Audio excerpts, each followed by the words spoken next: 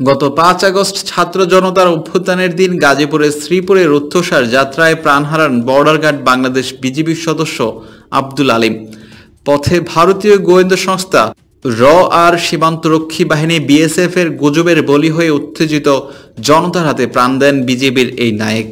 এই ঘটনায় বৃহস্পতিবার বিজিবি ময়মনসিংহ সেক্টর সদর দপ্তরের জেসিও নায়েব সুবেদার সোহেল রানা বাদী হয়ে শ্রীপুর থানায় এই মামলা দায়ের করেন।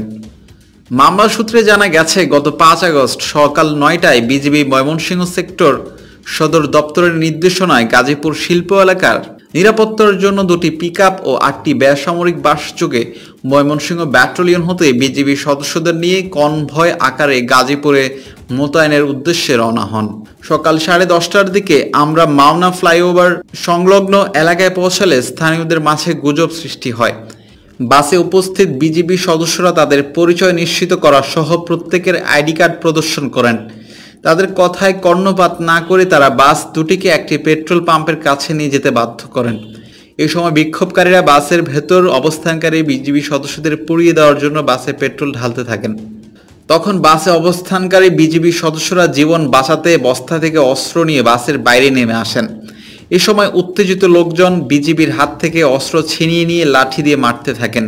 বিক্ষুব্ধ জনতা নায়েকে মোহাম্মদ আব্দুল আলিম শেখ সহ ১০-১২ জনকে গুরুতর আহত করেন। আনুমানিক বেলা ৩টার দিকে গাজীপুর ব্যাটালিয়ন হতে আরেকটি দল ২টি এপিসি সহ উদ্ধারের জন্য ঘটনাস্থলে পৌঁছায়।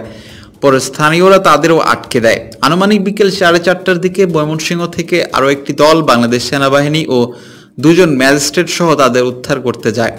ময়মনসিংহ থেকে আসা দলটিকে উত্তেজিত আক্রমণকারীরা ধাওয়া করে মারতে মারতে কিছু সদস্যকে প্রায় ৬ কিলোমিটার পর্যন্ত মাস্টার বাড়ির একটি মসজিদে আটকে রাখেন।